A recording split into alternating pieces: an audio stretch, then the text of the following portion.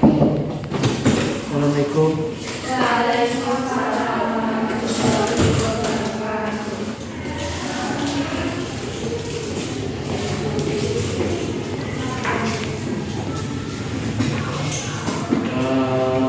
Assalamualaikum warahmatullahi wabarakatuh.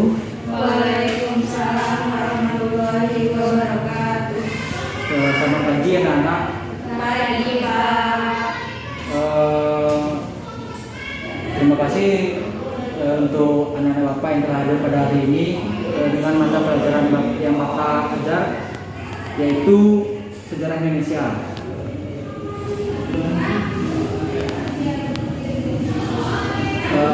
Sebelum memulai pembelajaran pada hari ini, ada baiknya kita melaksanakan doa terlebih dahulu. Silakan kepada Suciani untuk pimpin doanya. Baiklah teman-teman, sebelum belajar, marilah kita berdoa terlebih dahulu. Berdoa menurut agama masing-masing.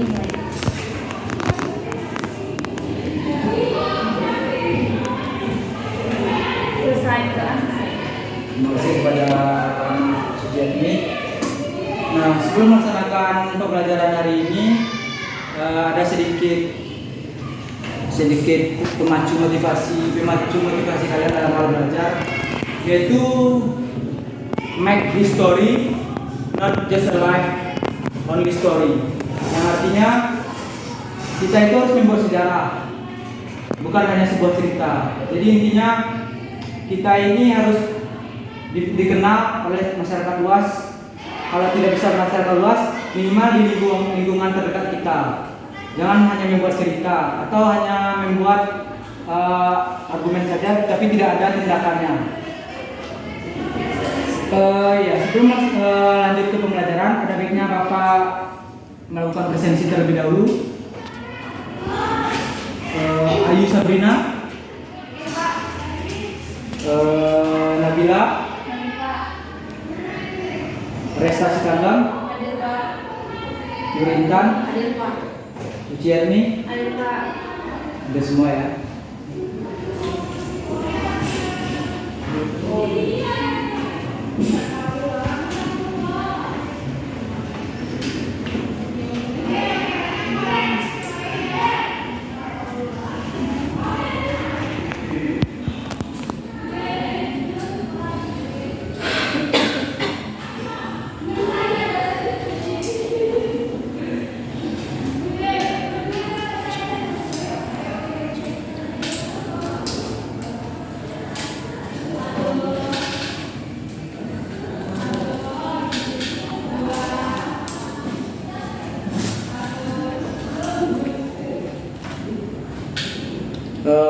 Kali ini materi pokok yang akan Bapak bahas hari ini yaitu perlawanan bangsa Indonesia terhadap penjajahan pemerintah Hindia Belanda.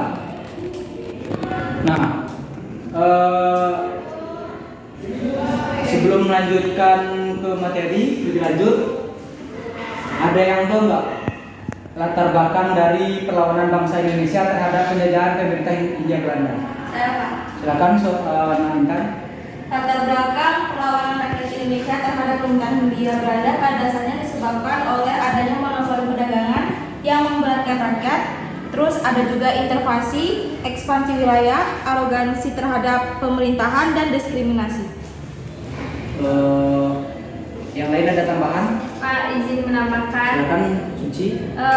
Penyebab munculnya perlawanan yaitu disebabkan oleh adanya praktik monopoli perdagangan, penerapan politik adu domba, dan campur tangan pemerintah Belanda dalam masalah internal di kerajaan Nusantara yang sangat merugikan Nusantara. Terima kasih untuk Intan dan Suci. Di sini adakah teman-teman yang ingin menambahkan yang lain? Memberikan apresiasi untuk Intan dan Suci. Nah,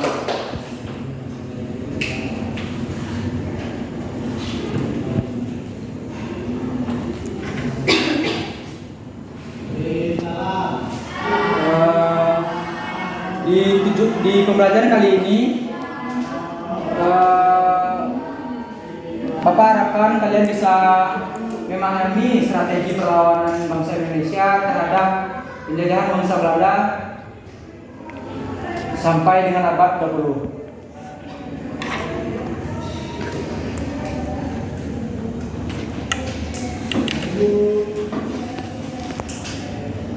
Perlawanan terhadap penjajahan pemerintah Hindia Belanda terjadi di berbagai daerah Indonesia. Hindia Belanda atau Indonesia pada dulunya yang disebut Hindia Belanda pada abad ke-17 dan 18 tidak dikuasai secara langsung oleh pemerintah Belanda, namun oleh perusahaan dagang bernama Perusahaan Hindia Timur Belanda yang berbahasa Belanda Verenigd Oostindische Company, atau yang biasa kita kenal atau yang biasa sering kita dengar yaitu VOC. Monopoli perdagangan dan mencampuri urusan dalam kerajaan menyebabkan perlawanan di berbagai daerah. Perlawanan tersebut belum dapat mengusir penjajah, namun membangkitkan anti penjajahan. Nah, sebelum ke bentuk-bentuk perlawanannya, di sini ada yang sudah mengenal atau sedikit membaca tentang beberapa contoh perlawanan bangsa Indonesia terhadap pemerintah Hindia Belanda. Sedikit, Pak. Silakan. Kita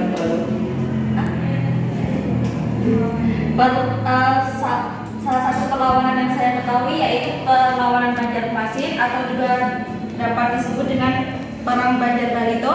Perang ini merupakan perang perlawanan terhadap pemerintahan kolonial Belanda yang terjadi pada tahun sekitar 1859 sampai 1863. Ada yang ingin menambahkan? Tidak ada yang tahu? Beri aplaus untuk Intan.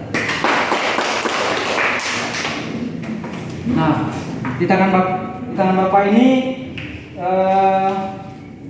Bapak telah menyediakan beberapa urutan acak dari gambar-gambar perlawanan bangsa Indonesia terhadap pemerintahan Hindia Belanda, yang mana nantinya Bapak minta kepada kalian untuk maju ke depan satu-satu, menempelkan foto ini di styrofoam yang telah terpampang di depan, yang berdasarkan sesuai urutan. Dan setelah kalian tempel, kalian juga menjelaskan sedikit materi yang telah Bapak sampaikan tadi.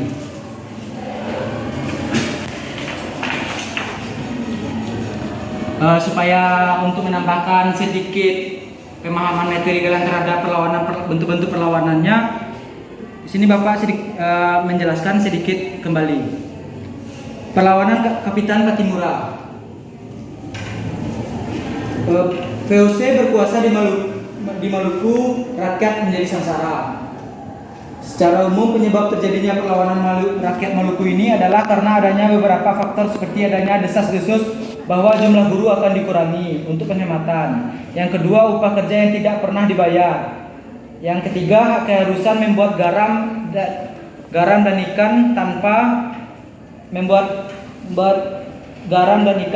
diupah. Yang keempat, tindakan sewenang-wenang presiden terhadap rakyat Saparua. Yang kelima, adanya isu Belanda akan mengumpulkan para pemuda untuk dijadikan tentara di luar Maluku. Yang kedua, ada Perang Padri. Perang Padri ini dilatar belakangi karena perselisihan antara kaum adat dan kaum Padri di Minangkabau. Kaum Padri ini merupakan sekelompok ulama yang baru kembali dari Timur Tengah dan kembali untuk memurnikan ajaran Islam di daerah Minangkabau. Yang ketiga ada Perang Banjarmasin. Perang Banjarmasin dilatar belakangi karena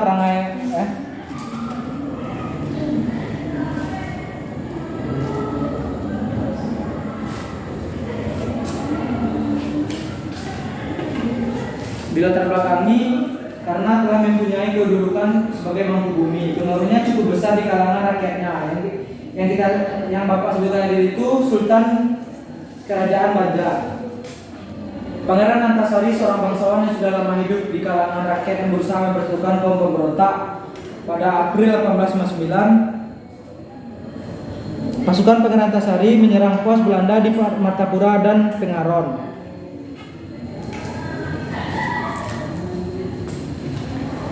Nah, kali ini Bapak ingin kalian mengambil satu dari sekian gambar yang ada di depan ini. Setelah kalian tempelkan, Bapak minta kalian menjelaskan secara ringkas apa yang kalian pahami dari gambar tersebut. Dan Bapak mulai dari Nabila terlebih dahulu.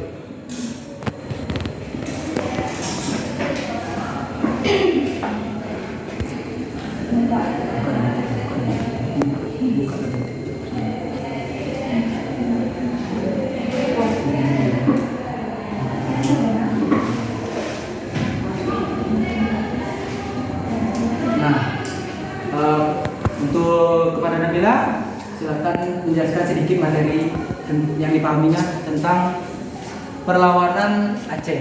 Di sini saya akan menjelaskan sedikit tentang Perang Aceh. Perang Aceh itu dimulai pada tahun 1873 sampai 1913. Penyebab umum Perang Aceh itu adalah pemerintahan Belanda melakukan perjanjian Traktat London dan Traktat Sumatera. Pemerintah Belanda ingin menguasai Aceh karena memiliki kerajaan kuat dan kemampuan diplomatis yang tinggi. Perang Aceh ini dipimpin oleh Panglima Kodim dan Sultan Mahmud Syah. Sekian penjelasan saya tentang Perang Aceh.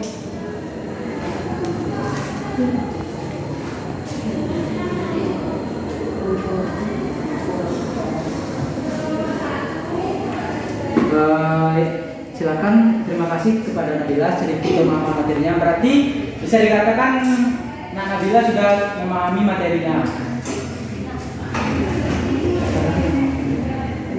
Ya, yang kedua kepada Resta kami persilakan untuk maju ke depan.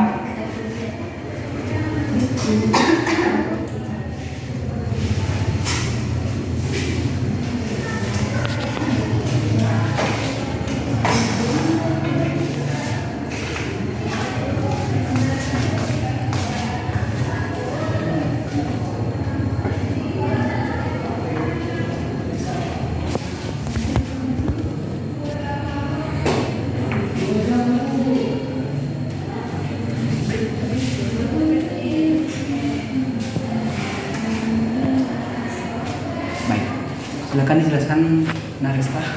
Oke, baik. Izin di sini saya akan mencoba menjelaskan tentang Perang Batak. Yang dimana Perang Batak ini merupakan salah satu perang yang terjadi di Sumatera Utara, tepatnya di suku Batak. Nah, di sini perang Batak ini dipimpin oleh Raden Sisingamangaraja yang ke-12, di mana Sisingamangaraja ini memiliki kekuatan di mana kekuatannya bisa dapat menghilang pada saat peperangan.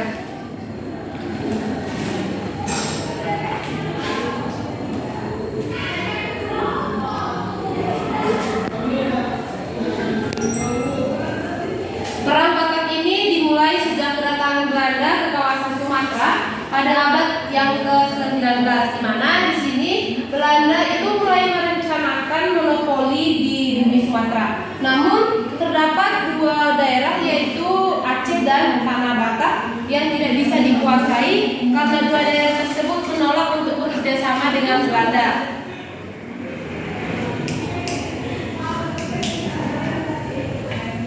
Rakyat Batak menolak tawaran untuk menyerah dalam pertempuran tanggal 17 Juli 1907 yang dimana Sisingamangaraja ke-12 gugur bersama dengan putrinya Lopian dan dua orang putranya Sultan Nagari dan Patuan Agi. Gugurnya Sisingamangaraja yang ke-12 ini menandai berakhirnya Perang Batak.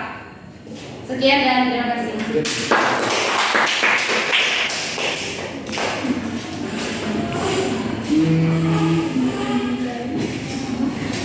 Saudari Resta sepertinya menyimak apa yang Bapak sampaikan tadi karena dia sedikit lumayan detail menjelaskannya. Yang ketiga pada Naitan, Bapak silakan.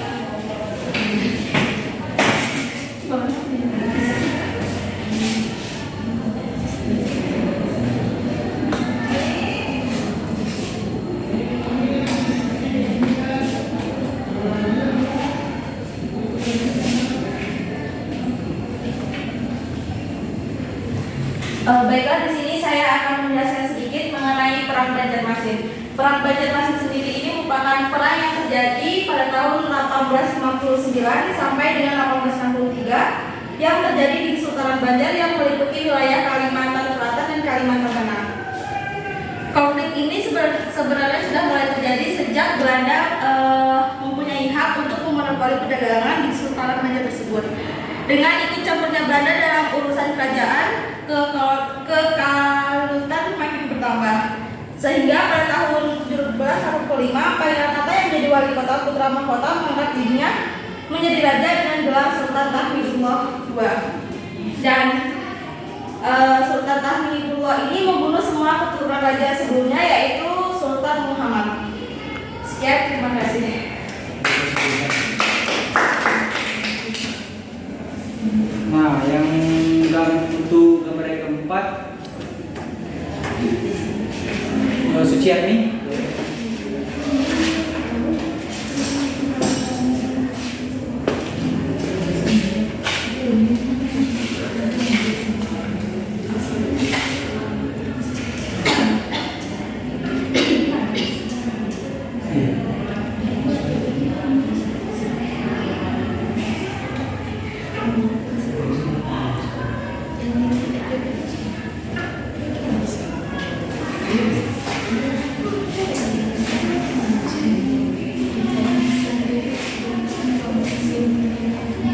Yang keempat yaitu Perang Padri. Perang Padri berlangsung di kawasan Kerajaan Tagaluyung atau daerah Minangkabau atau disebut dengan Sumatera Barat.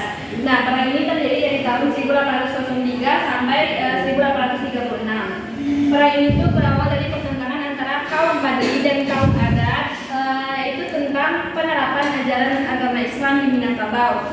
Kaum Padri itu terdiri dari sejumlah ulama yang menentang kebiasaan-kebiasaan buruk yang dilakukan oleh kaum adat, seperti melakukan perjudian, penyambungan ayam, minum-minuman keras, dan kaum adat dan kerajaan Tagaluyung itu telah memeluk Islam, tetapi tidak secara serius meninggalkan kebiasaan-kebiasaan buruk tersebut. Baiklah, terima kasih untuk ayat Suciati. Silakan duduk kembali. Nah, yang terakhir ada Perang Patimura. Ayo, silakan maju.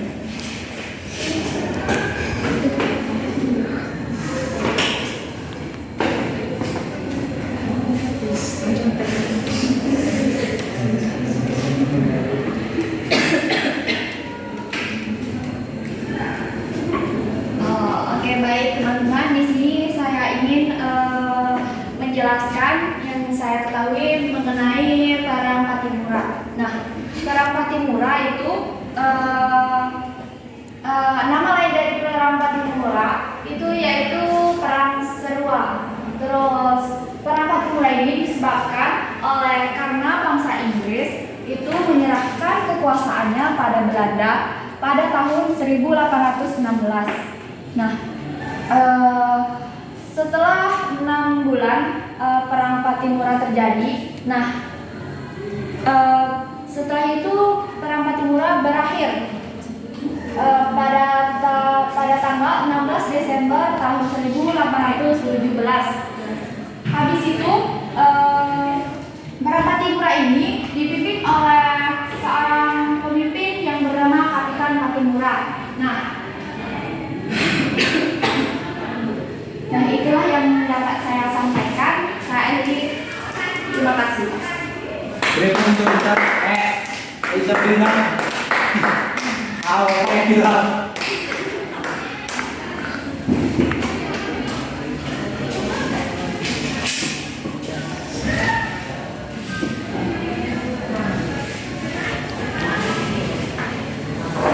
Nah, dengan sudahnya kalian menyusun ini secara berurutan, Bapak sedikit menjelaskan tentang sini. Bapak menambahkan apa yang telah kalian sampaikan tadi. Yang pertama yaitu Perang Aceh. Semangat jihad atau perang membela agama Islam merupakan spirit perlawanan rakyat Aceh. Jenderal Kauhler terbunuh saat pertempuran di depan Masjid Baitur Rahman, Banda Aceh. Siasat konsentrasi sel-sel dengan sistem bertahan dalam benteng besar oleh Belanda tidak berhasil. Belanda semakin terdesak, korban semakin besar, dan keuangan dari Belanda terus terkuras karena untuk membiayai perang dan untuk persenjataan dan lain-lain.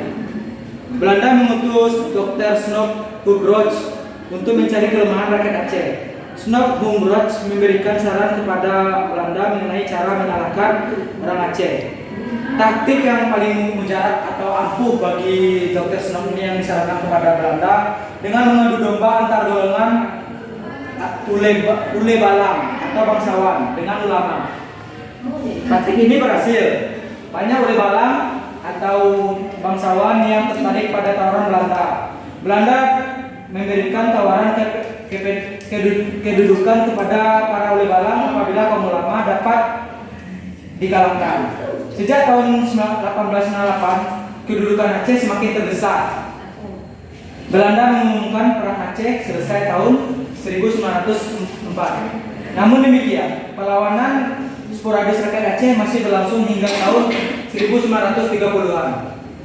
Lanjut kepada urutan kedua, yaitu Perang Batak yang terjadi di Sumatera Utara yang dipimpin oleh Raja Sisi Mangaraja 12. Perlawanan di Sumatera Utara itu berlangsung cukup lama, yaitu sekitar 24 tahun.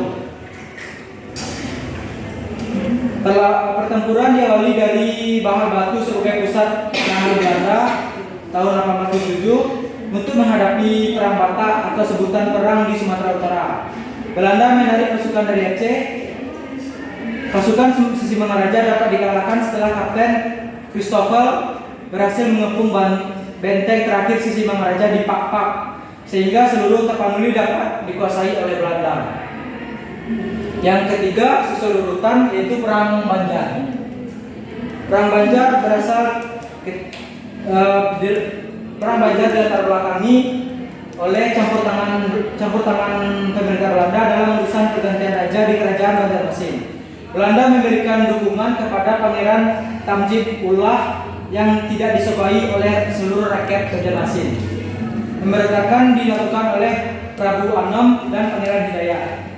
Pada tahun 1859, Pangeran Antasari memimpin perlawanan setelah Prabu Anom tertangkap Belanda. Dengan bantuan pasukan dari Belanda, pasukan Pangeran Antasari dapat didesak. Tahun 1862, Pangeran Hidayat menyerah dan berakhirlah perlawanan Banjar di Pulau Kalimantan. Perlawanan benar-benar dapat dipadamkan pada tahun 1866 oleh rakyat-rakyat gigih dari Banjarmasin.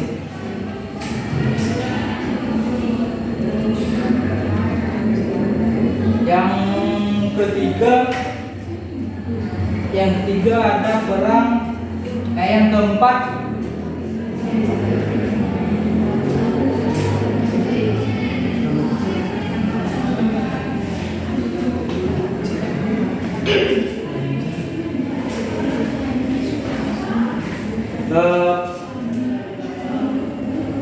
yang berikutnya susurutan yang keempat yaitu Perang Padri yang terjadi di Sumatera Barat yang telah disebutkan Suciati tadi. Itu perang yang terjadi di Sarang Kagoroyung yang dikenal daerahnya nama yang dikenal daerah sekarang yaitu Batu Sangkar, Sumatera Barat.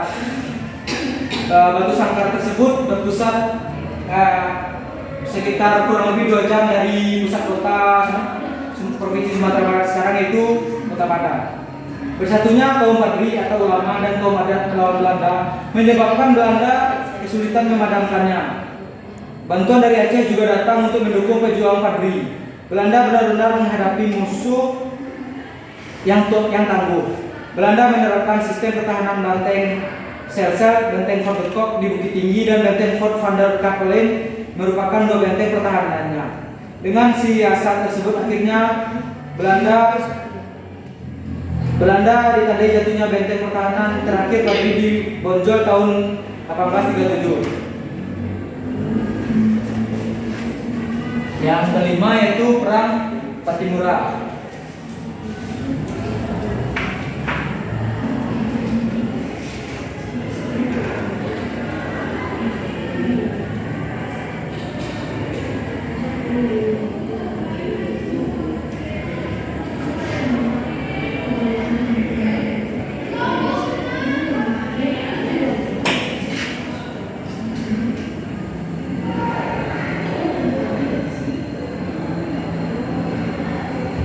Timura ini disebabkan yang seperti Bapak bilang tadi itu adanya desas-desus bahwa jumlah guru akan dikurangi untuk penghematan. Yang kedua, upah kerja yang tidak pernah dibayar. Yang ketiga, keharusan membuat garam dan ikan tanpa diupah. Yang keempat, tindakan sewenang-wenang residen terhadap rakyat Saparua. Nah, Saparua ini adalah nama lain dari perang perlawanan dari Kapitan Katimura. Yang kelima, adanya isu Belanda akan mengumpulkan para pemuda untuk dijadikan tentara di luar Maluku. Yang ini, poin yang kelima ini sangat membuat kesal dari rakyat Maluku. Poin yang bisa kita ambil dari seluruh perlawanan ini yaitu kita harus berjuang demi apapun tentang kebebasan, apalagi kebebasan di tanah kelahiran kita sendiri. Kita tidak boleh dikalahkan oleh bangsa asing yang menduduki tanah kita, tanah kelahiran tercinta kita ini.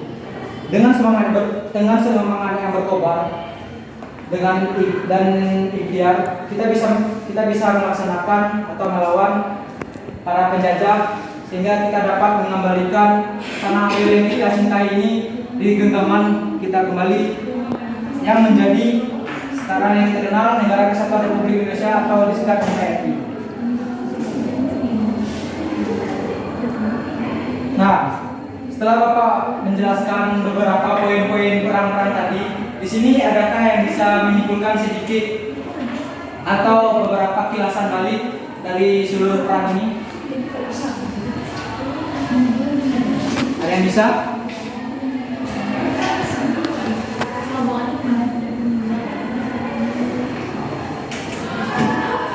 Ada yang bisa mendeskripsikan secara ringkas dari seluruh perang yang kita bahas tadi, atau perlawanan bangsa Indonesia terhadap penjajahan pemerintah Hindia Belanda?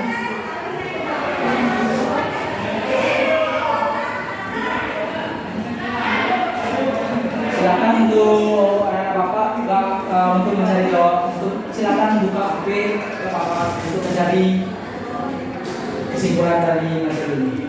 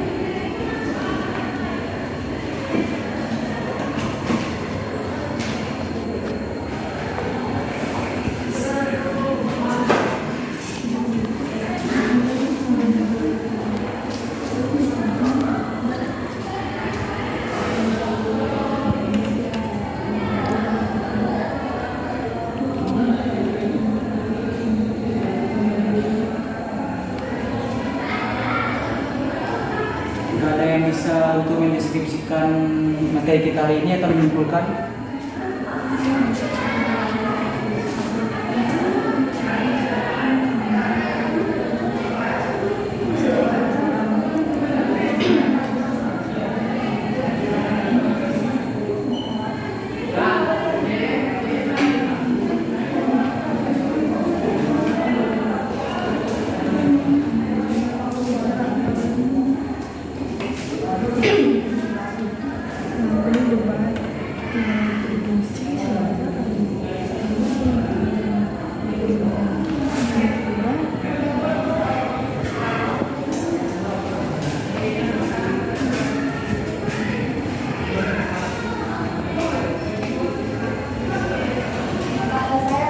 Silakan, Ayu.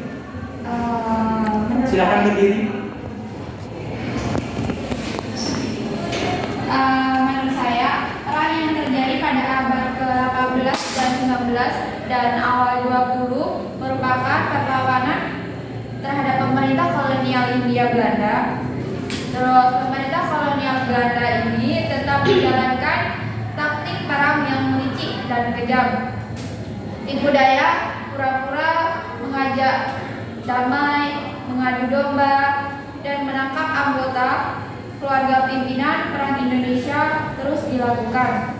Terus perang melawan penjajahan pemerintahan kolonial Hindia Belanda memang belum berhasil, tetapi semangat juang rakyat dan para pemimpin perang pada masa itu tidak pernah padam. Terus banyak nilai-nilai keteladanan yang dapat kita terapkan pada kehidupan sehari-hari tentang peperangan yang terjadi pada masa itu, misalnya semangat cinta tanah air, rela berkorban, kebersamaan, kerja keras, dan pantang menyerah. Baik, Pak. Itulah penjelasan saya. Terima kasih untuk Ayu. Berikan aplaus yang banyak untuk Ayu.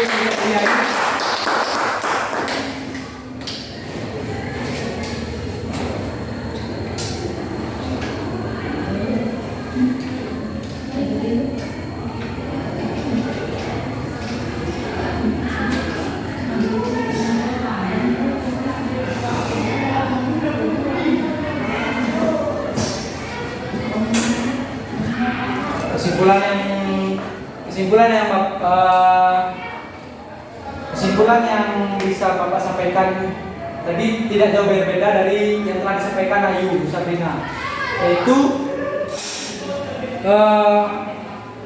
pemerintah Belanda ini cukup keji, cukup kejam dalam pendekatan mereka untuk menaklukkan bangsa kita itu, bangsa Indonesia.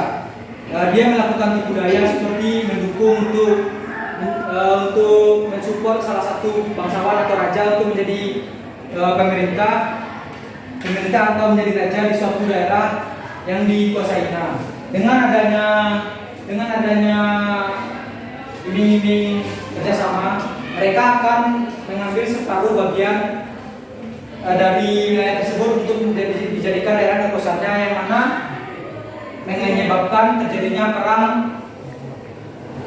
atau perlawanan terhadap bangsa Indonesia kita terhadap pemerintah Hindia Belanda. Mungkin itu saja yang dapat Bapak sampaikan untuk pembelajaran kali ini.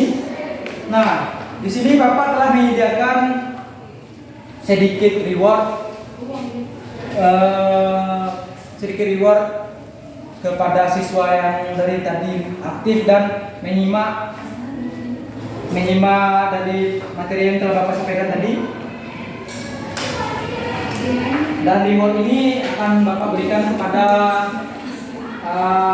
Ayu Sabrina. Pak Ayu Sabrina, silakan lanjutkan.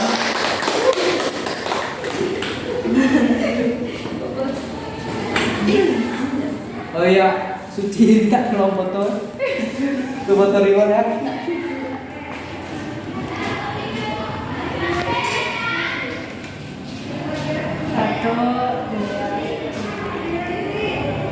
Taruh kamera siapa dulu nih? Kamera Suci. 1, 2,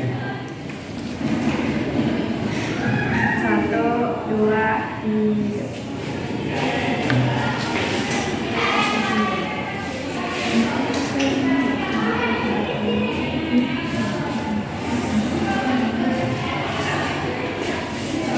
Demikianlah pembelajaran hari ini. Bapak tutup dengan wabillahi taufiq wal hidayah. Wassalamualaikum warahmatullahi wabarakatuh. Waalaikumsalam warahmatullahi wabarakatuh. Bapak kami undur diri. Ya, Pak. Makasih, Pak. Sampai jumpa di minggu selanjutnya ya.